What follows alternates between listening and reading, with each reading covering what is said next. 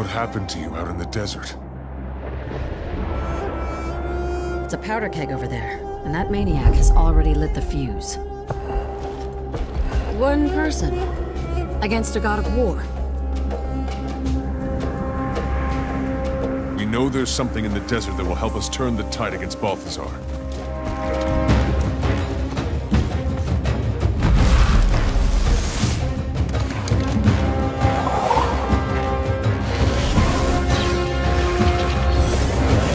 So, will this be your first god fight?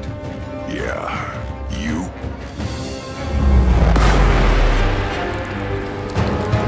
The Elder Dragons will die by my hands. And their power will become my power. I fear he may get the weapon.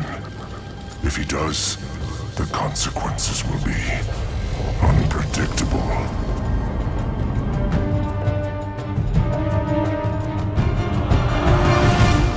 We gonna kill a god or what? We cannot defeat him on our own. There's no coming back. We must strike now. The gods have abandoned this world. No more running, Balthazar! Face me!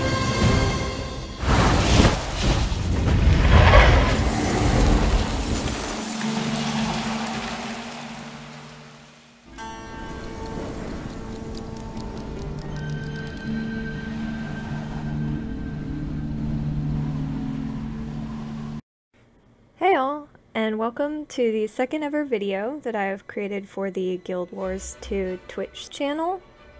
Today you'll be seeing a time-lapse video of one of my guild mates' characters. She is a Mesmer named Arya Graveborn. Enjoy!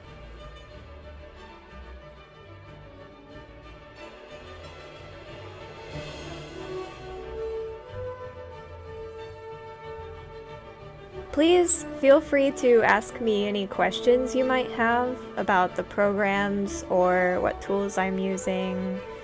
And also let me know for the next video if there's anything that I didn't talk about that you would like to hear.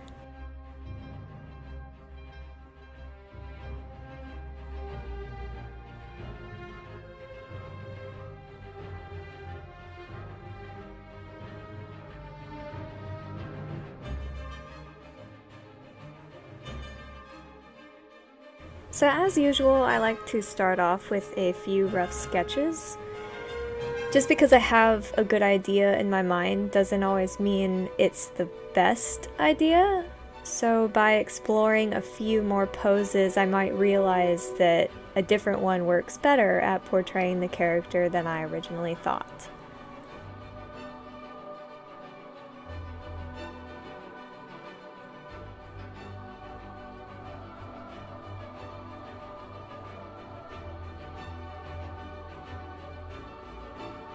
You will notice that these are extremely loose and kind of messy, and that's okay, because the idea is just to get the sketch down and not worry about anything like proportions until later.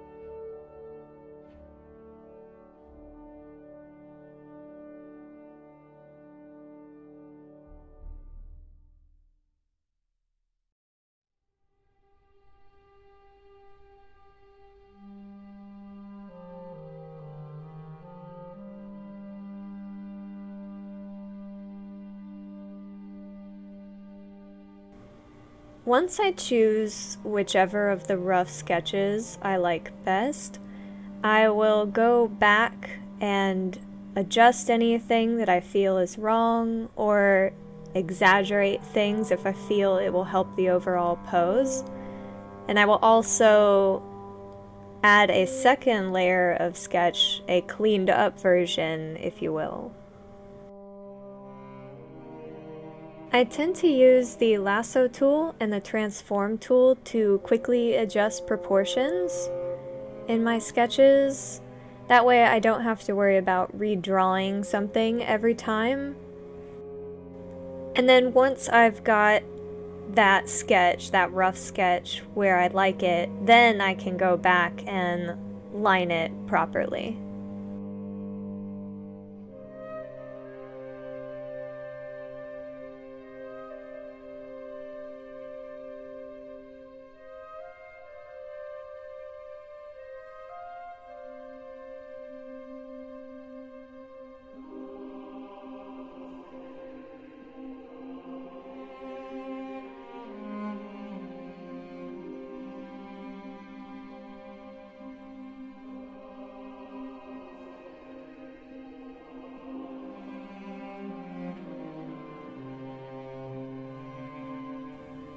You might notice that I like to keep my layers organized and named. It just helps me to find things later should I happen to lose track of them and need to hunt them down again. And also here I've created a new layer that I'm using to begin sketching the complicated armor on. I will often name it later once I'm sure I want to keep it, or I'll merge it down with the layer below it, but it's nice if you have complicated details like this to make a new layer so that if you mess up or you need to erase, you don't need to worry about erasing the layer underneath it.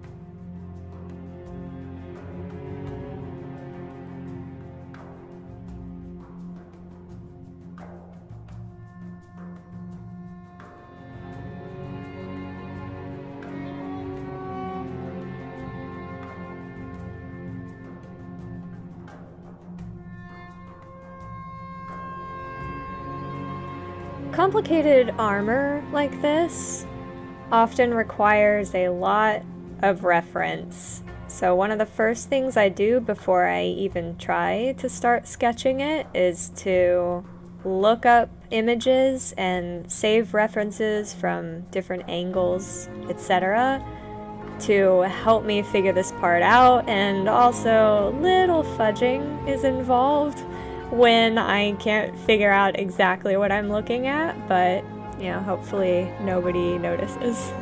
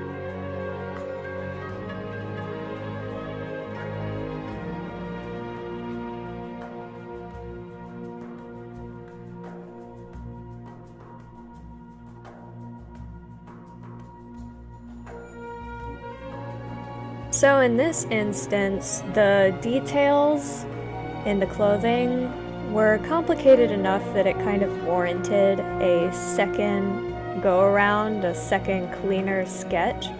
I like to have all of these details figured out before I try to start coloring, because it saves a lot of time later should I realize something is wrong and I have to change it. And then I'd have to change, you know, the painting and the shading and the lighting, and I'd rather avoid that by just getting the sketch as clean as I can.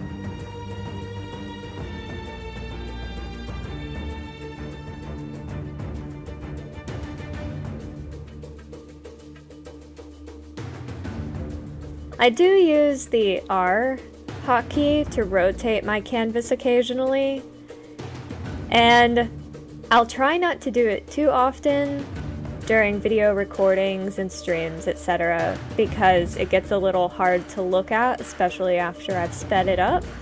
So I tend to try to keep to one angle, but that is a really handy tool for anyone who isn't aware of it. Much like turning a piece of paper in the real world, the rotate tool in a program is really handy. And just in general, hotkeys are a really nice thing to learn. When I get into a new program, it's one of the first things I like to do. It speeds up my work process. It means I don't have to move my mouse over to any menu every time I want to change tools or change brush sizes.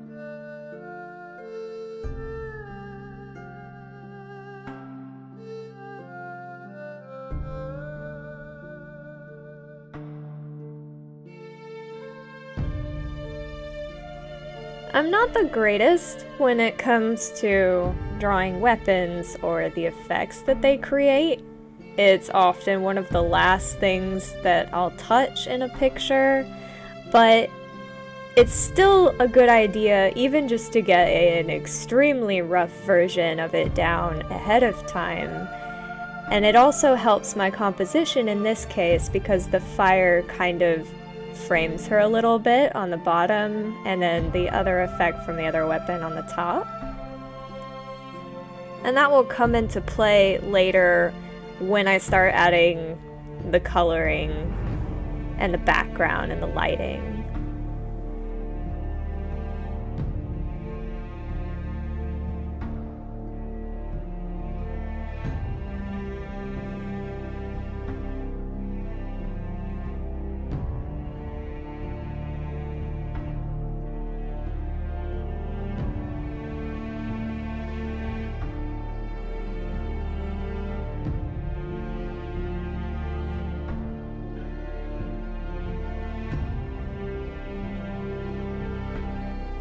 Finally, I start the clean line art.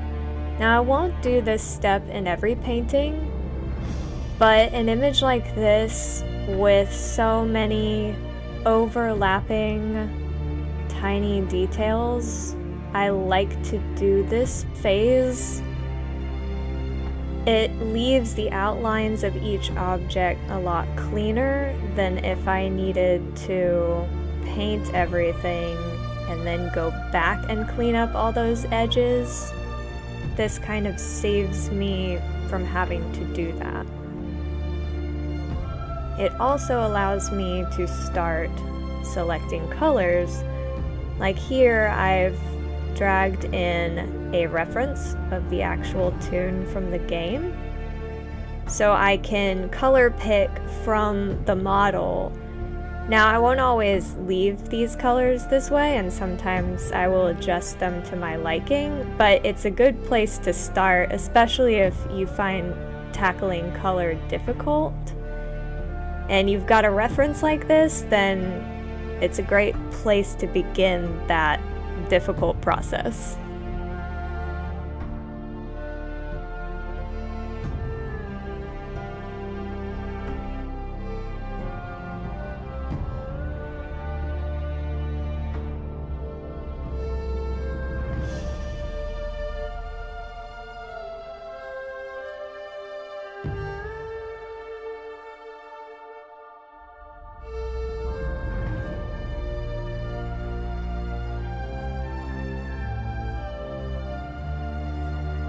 This step will often take me a while, but some of the tools in this program really do help to speed that up. I use vector layers, so when I need to erase something, any intersecting line is very easily erased with the little vector eraser, so that's what I'm doing here.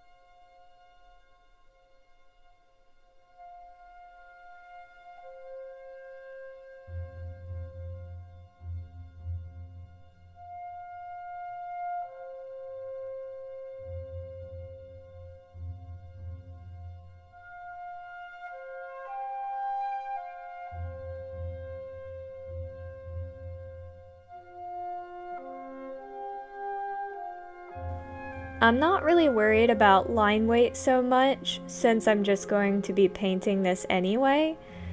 But say if you don't intend to paint something and you want the line art there, then that is something to consider. So kind of as a base rule, if line art does interest you and you want to play around with different line weights, I tend to make concave lines thicker, almost as if they're suggesting a shadow. And then if an area is convex, I leave the line thinner, since I assume that's the area that will probably receive the most light. I don't know if that makes any sense, but if it does help anyone, then I'm glad.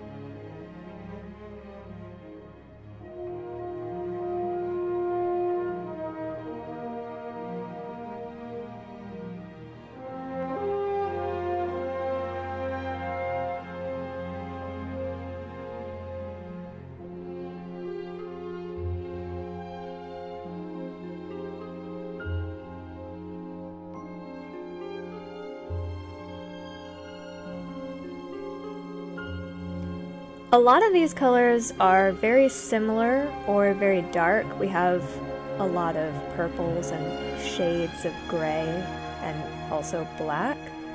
So what's really going to set these different features apart and make them stand out from one another is how I choose to light this. So in this case, the lighting will be very important for making all of these objects, all of these different pieces of armor stand out from one another.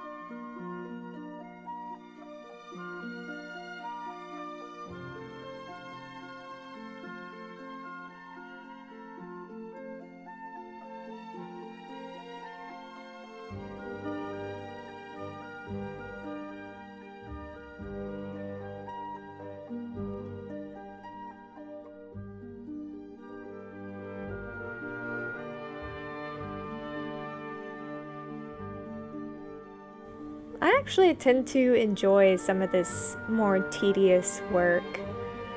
And when I get it right, or when I finish it and I zoom out and I can see it all, it's really satisfying. You gotta find the things that you like in what you're doing. So in this case, I guess a sort of line art or clean sketch is one of mine. I'm still really bad at shoes though.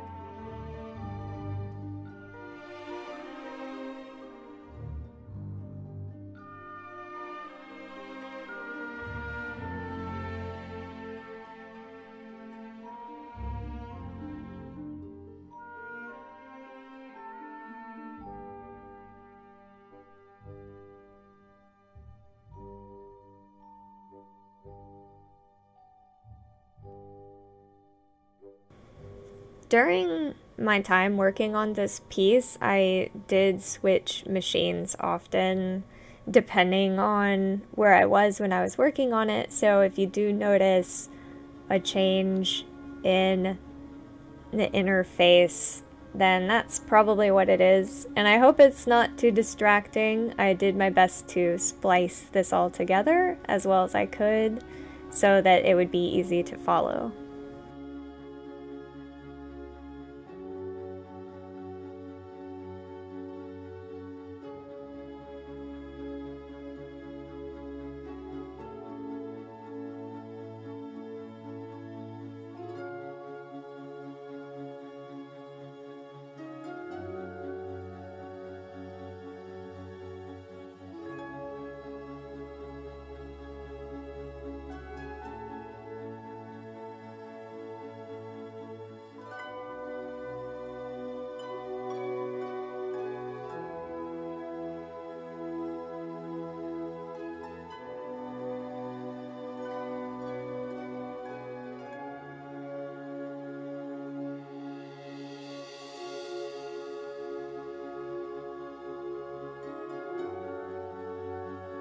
I was saying earlier that not everything that you draw has to be an exact replica of what it is you're trying to duplicate.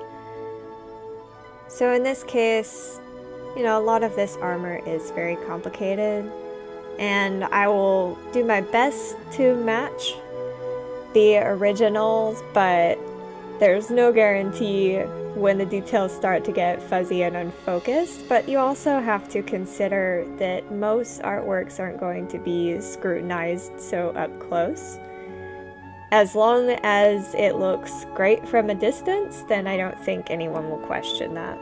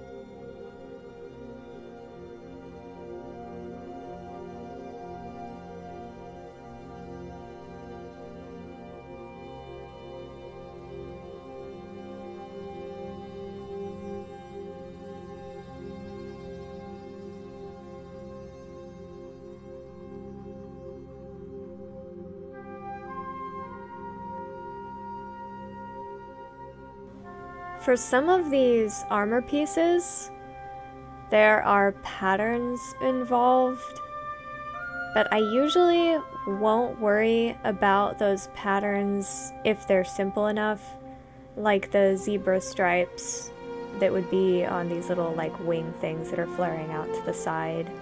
I'll probably just worry about those later as kind of one of the last elements I'll add.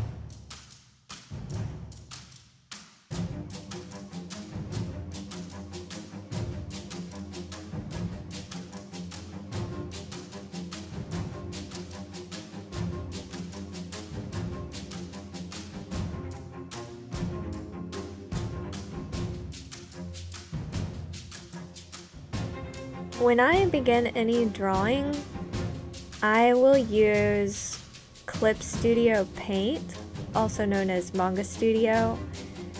It has really nice lines. The brush tool, the pen tool are all like very crisp in this program. And they also have a vector feature for anyone interested. And once I've laid down that rough sketch and some base colors, after that I will pull it into Adobe Photoshop, where I do most of my painting.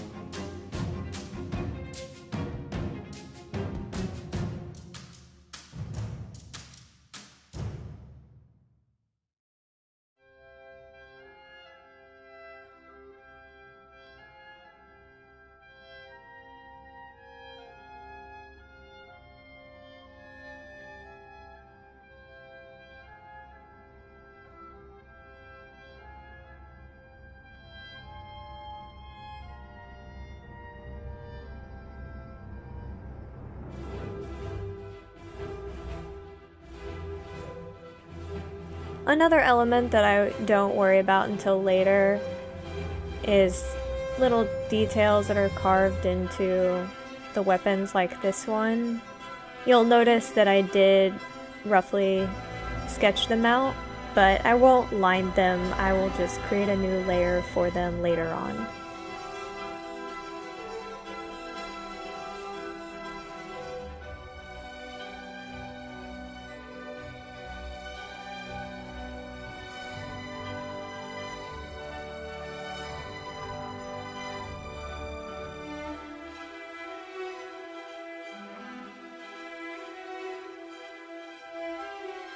But I will put some placeholder fire thing in here so that I know later that that's where the main effect will be placed.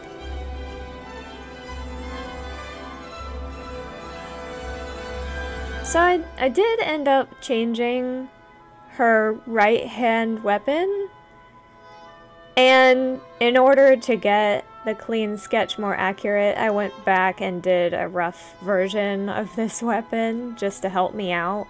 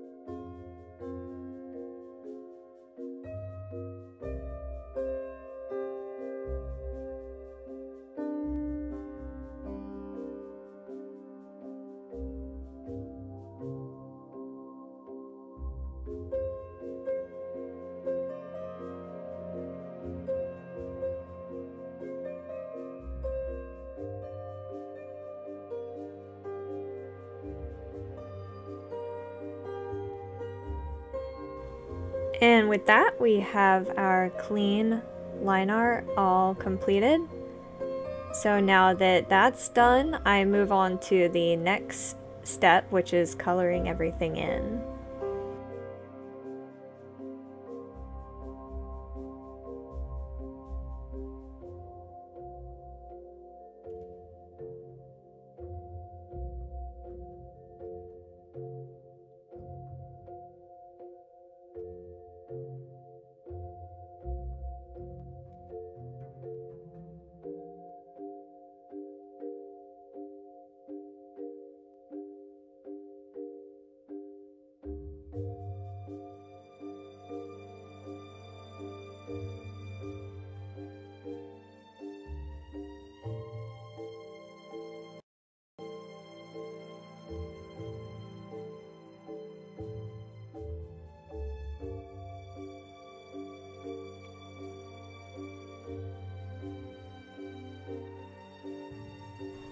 There are a lot of small gaps left over after using the paint bucket tool, so I will go back in once I'm done using that tool, and I will just pull a brush and start filling in those gaps.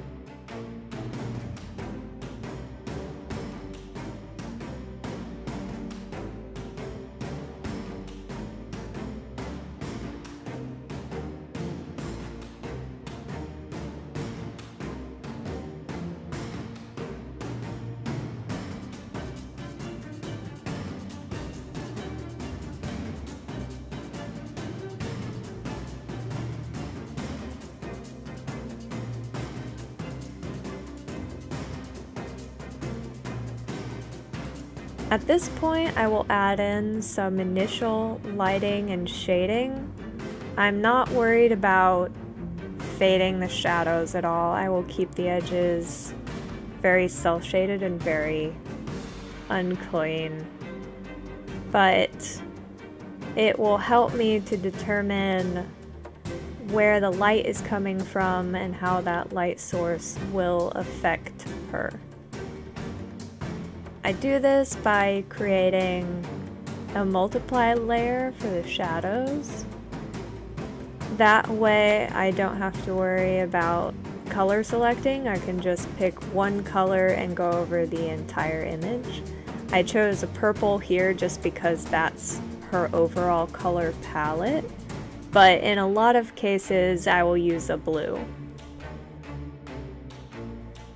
I'm not worried about filling in too many small details at this point. I just want the overall big rough shapes.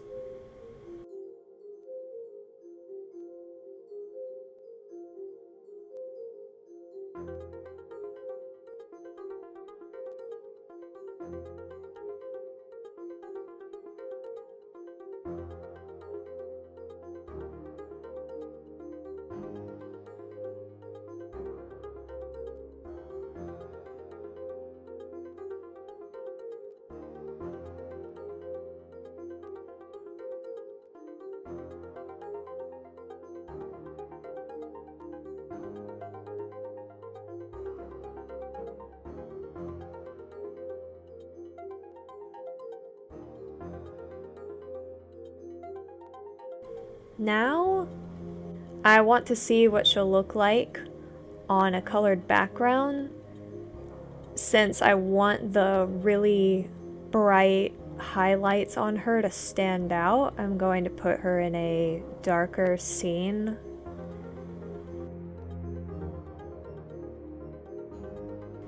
I didn't really have a plan for this. I just kept messing around and adding more gradients until I liked where it was at.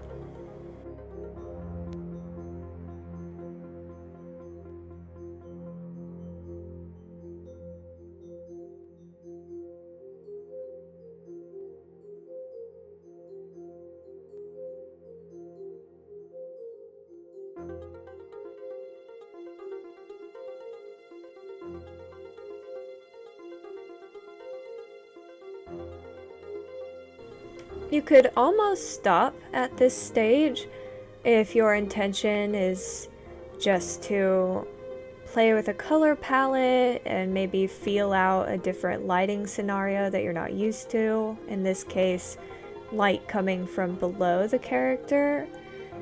But after this is when I start really going in and adding all of the final details.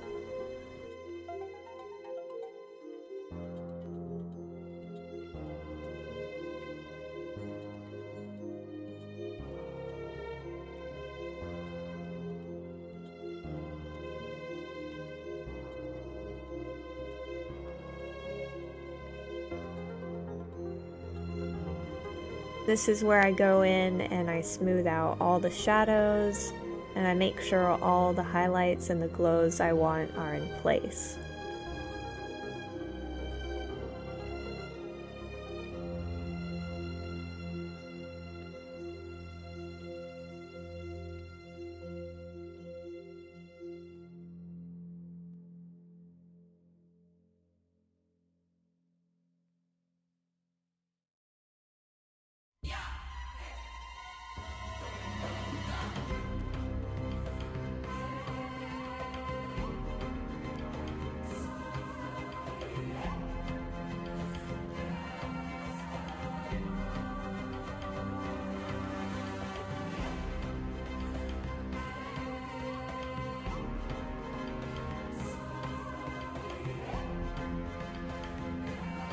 This is often the longest step, but it's also the one that I look forward to doing the most.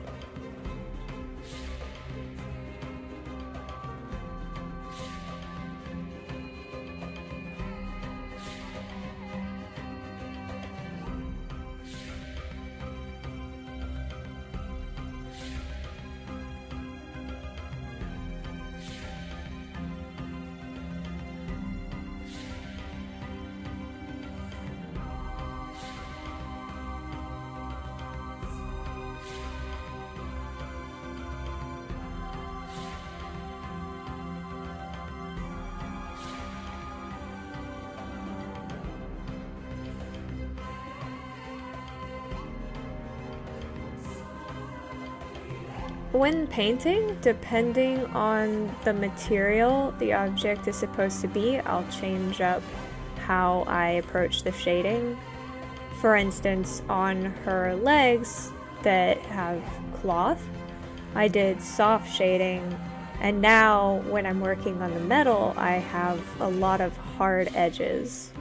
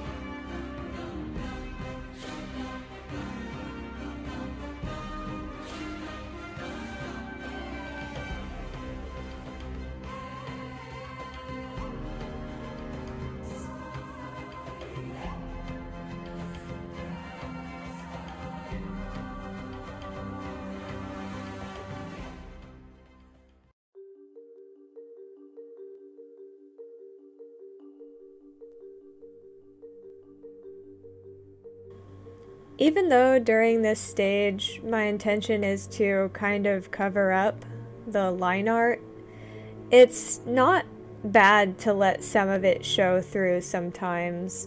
It does help to separate different objects, so I don't worry about it too much if I end up leaving a bit of the line art there.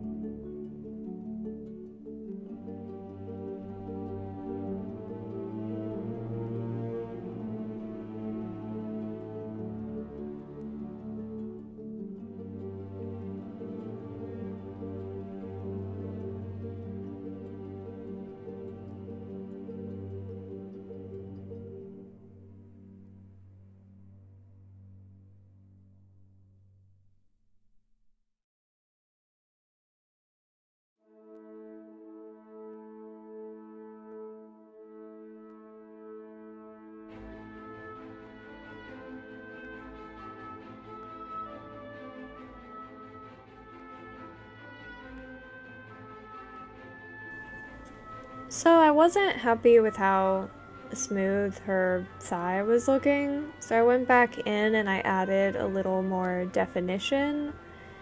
It's never a bad thing to go back and adjust an area if it's bothering you. Maybe even explore more reference for it if that's what you need, if you're not sure what's wrong with it and what you would like to fix. But with that, I feel like I have it looking a lot better.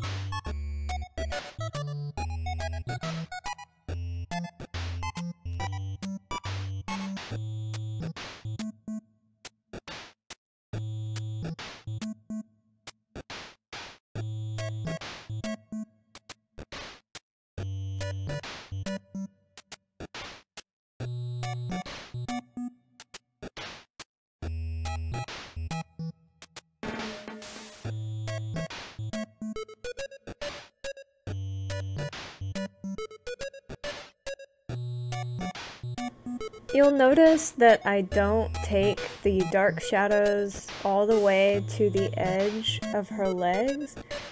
I like to leave a rim light, kind of like a backlight, to show that the object is 3D. It's fake 3D, it's mimicking 3D, but that's why I keep that there. Here I wanted to give an example of how I generally work.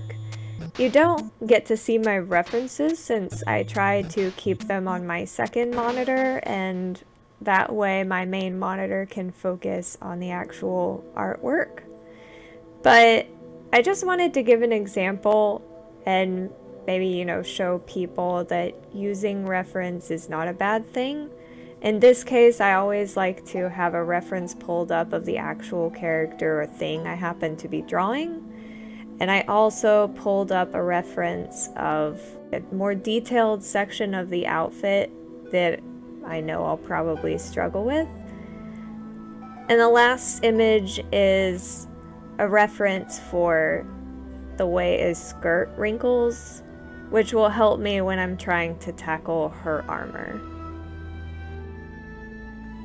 Obviously, not all references have to pertain to the exact subject matter you're trying to draw. In this case, the skirt isn't anything Guild Wars related, but it does help me, and it was easy enough to find through a simple image search.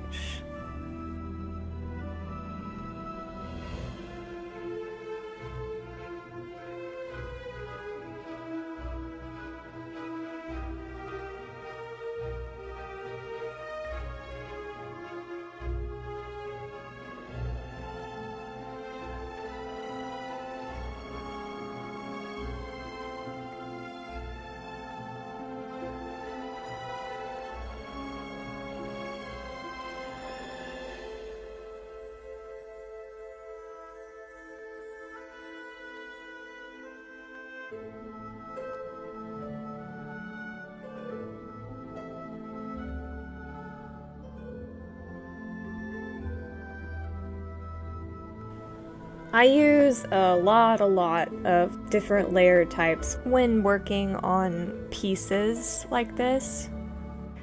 If you're ever stuck, they're a great tool to use. I tend to prefer multiply for when I want to make things darker, and overlay or add glow when I want to brighten things up considerably. The color layer type is also really handy. It doesn't work 100% of the time, but you start to get a feel of when it will apply well versus when it will just turn something poopy brown. Still, I would suggest trying them all out and figuring out which ones work best for you.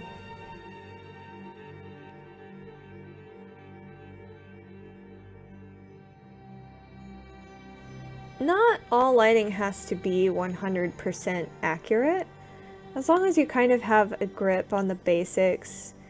If the light is coming from the lower left, then the shadows will be mostly on the upper right. But in a lot of cases, to make pieces stand apart from one another, it's okay to add light and shadow, maybe not exactly where it would be, but if it has the purpose of making things stand out more, then I think it's fine.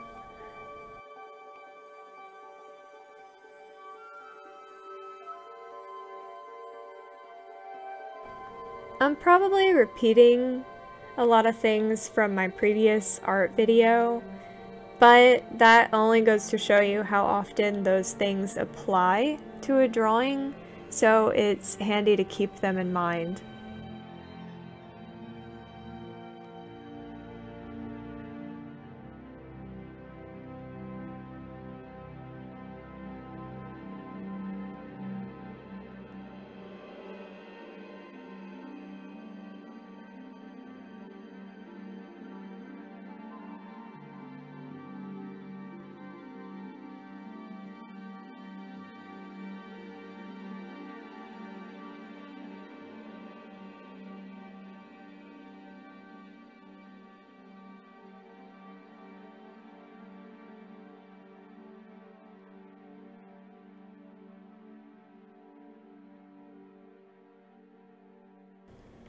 Sometimes I'll let things get messier before I go back and touch them up. You can see that I'm kind of covering up the pattern that's on her armor, but it's just making it easier to shade the arm, and then I can always go back and add the pattern in when I'm done.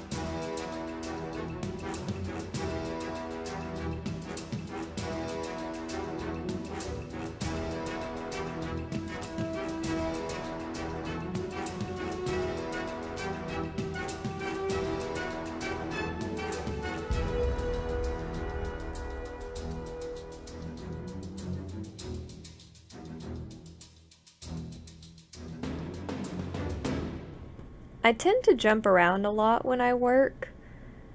I will focus on an area for a while, and then before finishing it, I might move on to another area. Sometimes it's because I notice a flaw there, or I want to fix something, and then I find myself just sticking around to keep working on it. There's no real plan there. I just go where I want to work, and it keeps things from getting stale, which is nice. It might also help to keep things more cohesive, because that way I'm not staying in one place and then a few days later focusing on another, and then both of those look very different from one another. This way, by jumping around a lot and drawing colors from different areas and keeping it fresh, and I'm more aware of how everything is tying in together visually.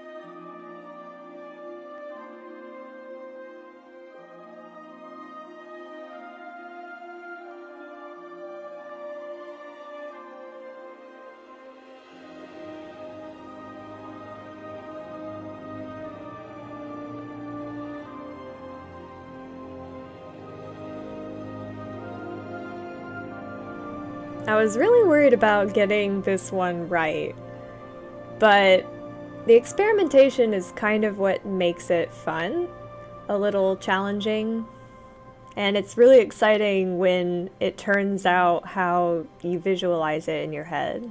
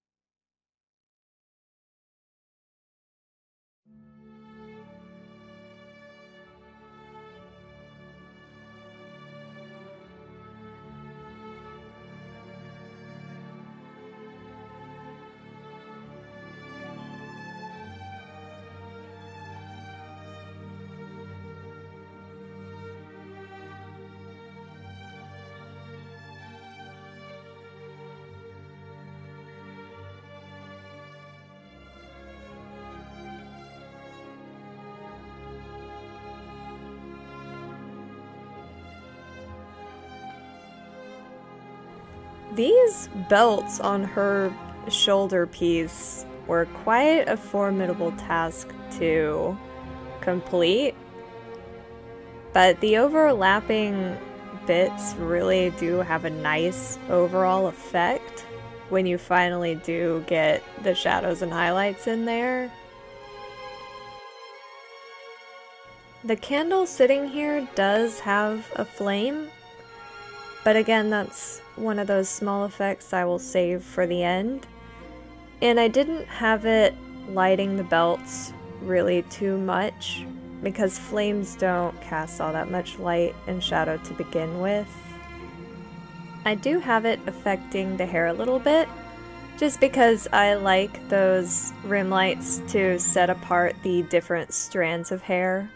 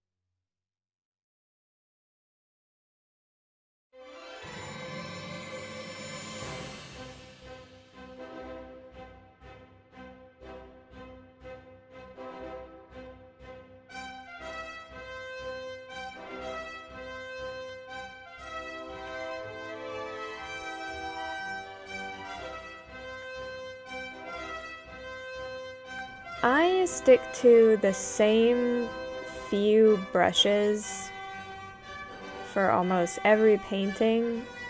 There are a couple that I've found during my time working in Photoshop that leave a kind of texture behind that I really like.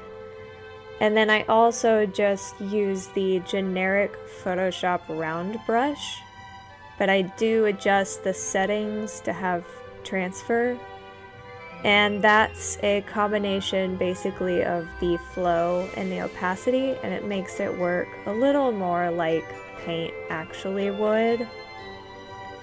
So those are the few things you'll see me switching between while painting this girl.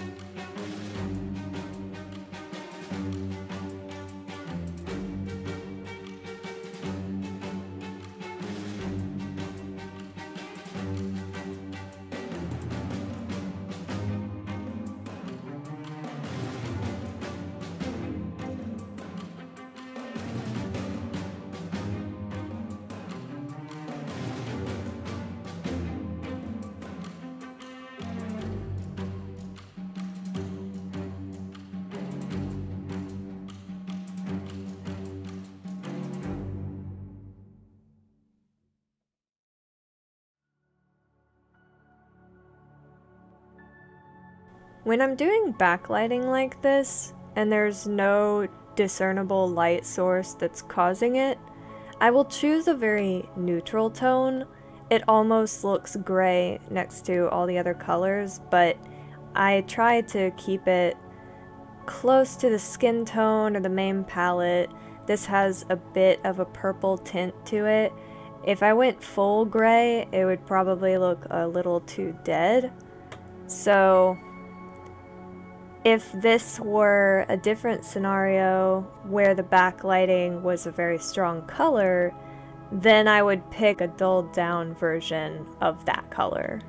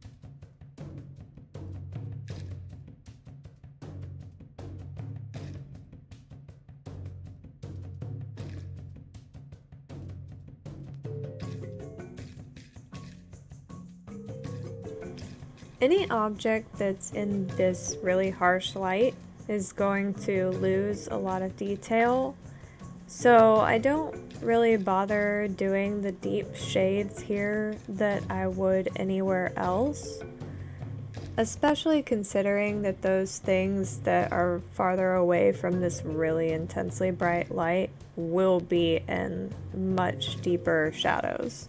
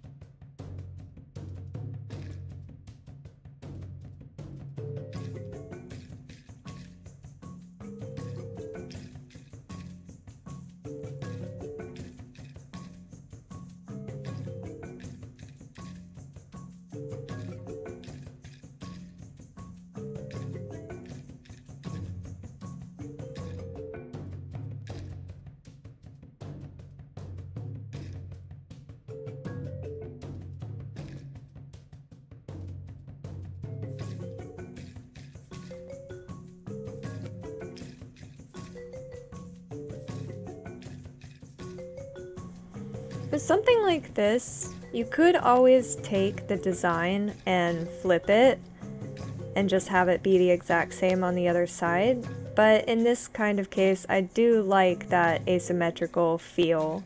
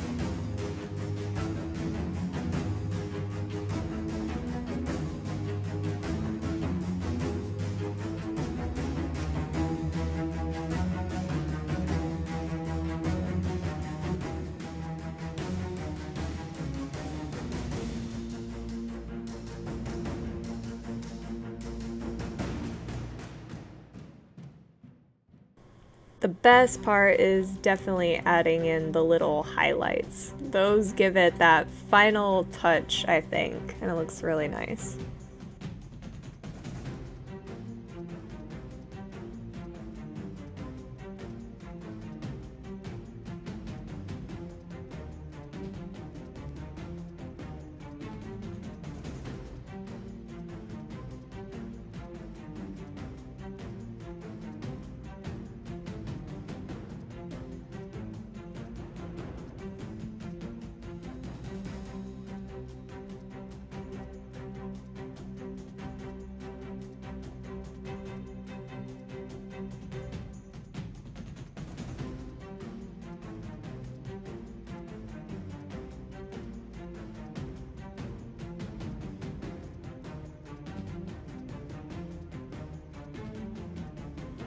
Detailing the face is always nerve-wracking for me, because I want to keep the expression or the intensity there, and I still want to get some nice shadows and highlights, but I don't want to go overboard with them.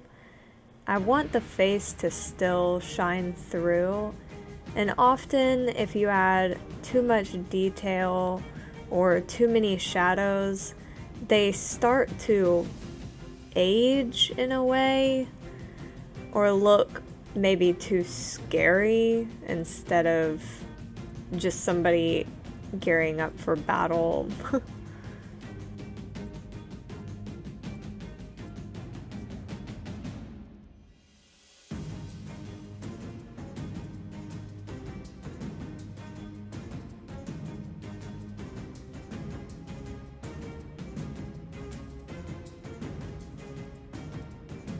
A lot of what this girl is wearing, or what she's using, already has a defined look or shape.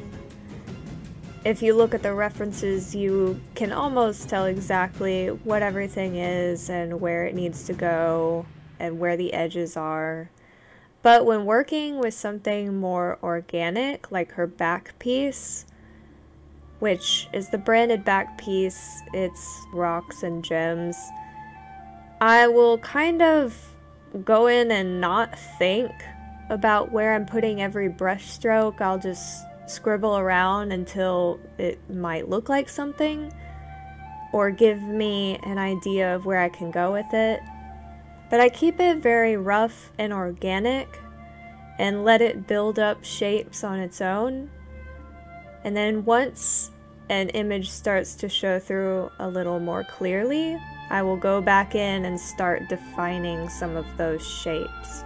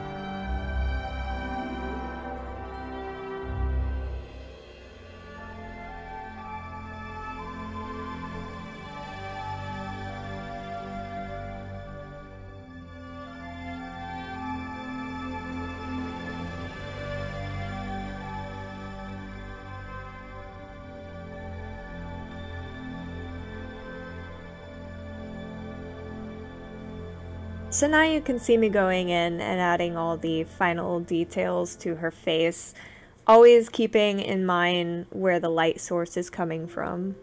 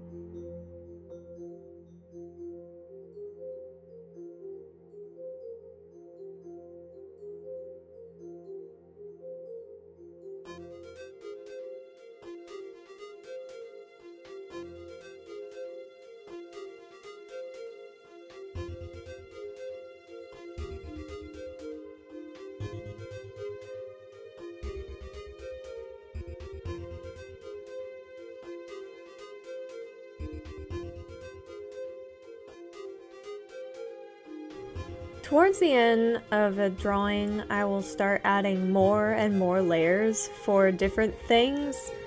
In the beginning, I almost always stick to 1 or 2 layers of cleanup, but once I start getting a lot more of that detail work in there, I like to make new layers for things so that I don't go and mess those up without thinking.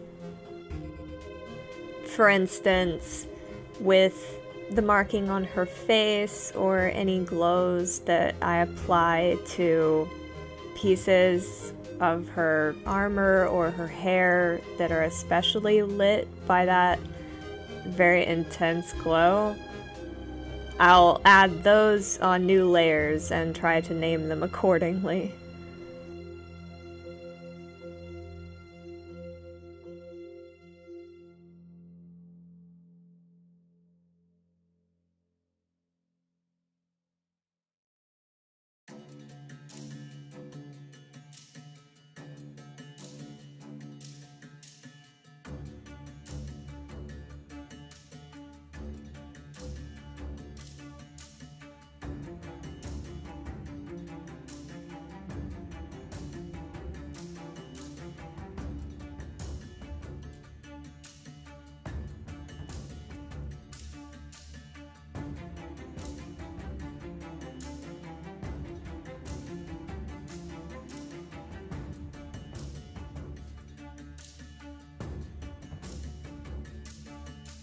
For moments like this, when I have a lot of small things that all need to glow, I won't bother going in and doing that work by hand, especially when Photoshop offers layer effects. So by double-clicking the layer, I can apply different glows however I see fit, and it applies to everything on that layer.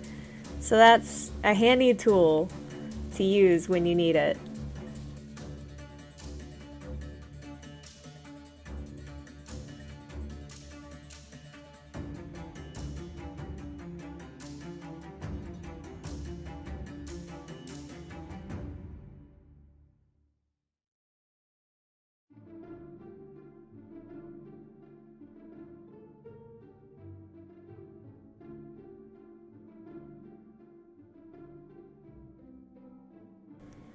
Got back around to adding those zebra stripes.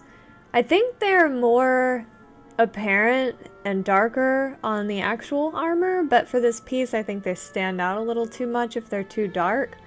So I lowered the opacity and I also added some color to them so that they wouldn't be too distracting.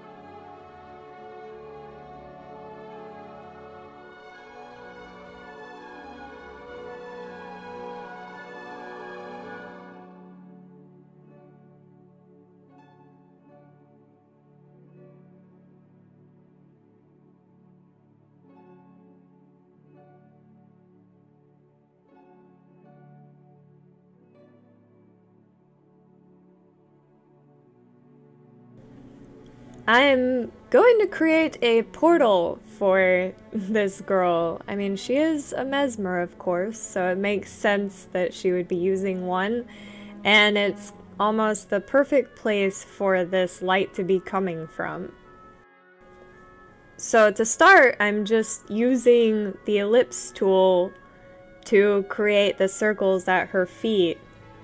Now, they are going to start off looking a little too perfect, so I will have to go back in and rough up the edges a little bit, make it look more natural, more magical.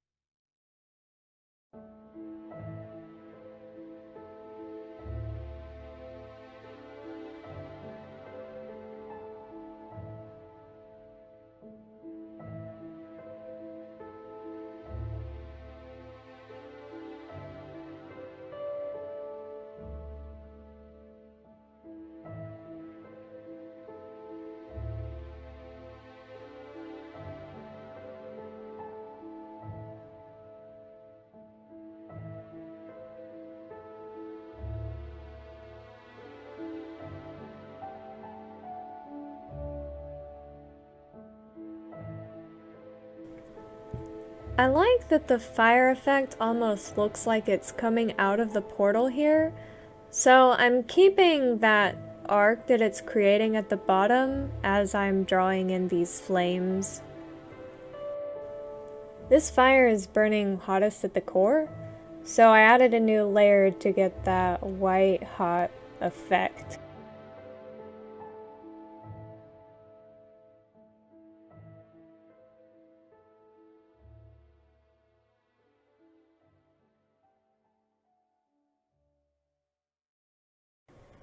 Again, here I'm using Photoshop styles to add the glow effects to the flames.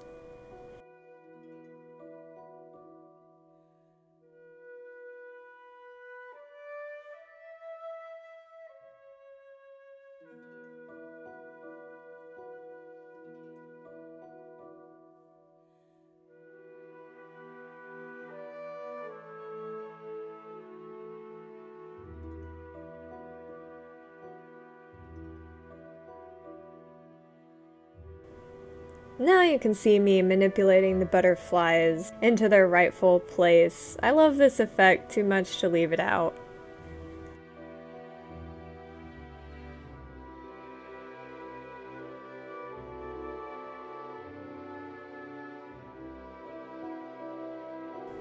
Some parts of the face weren't standing out as well as I would have liked them to from a distance.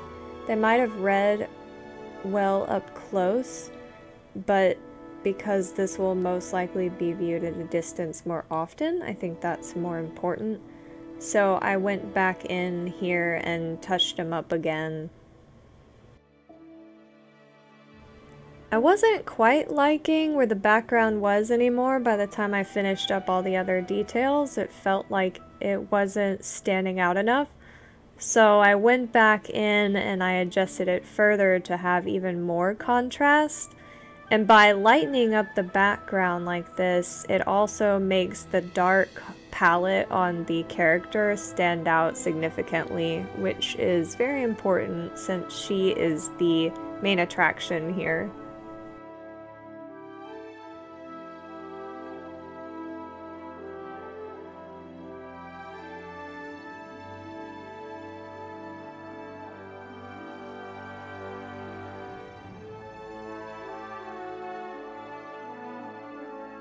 And with that final touch, this piece is done. So I hope you guys enjoyed watching, and hopefully maybe you learned something.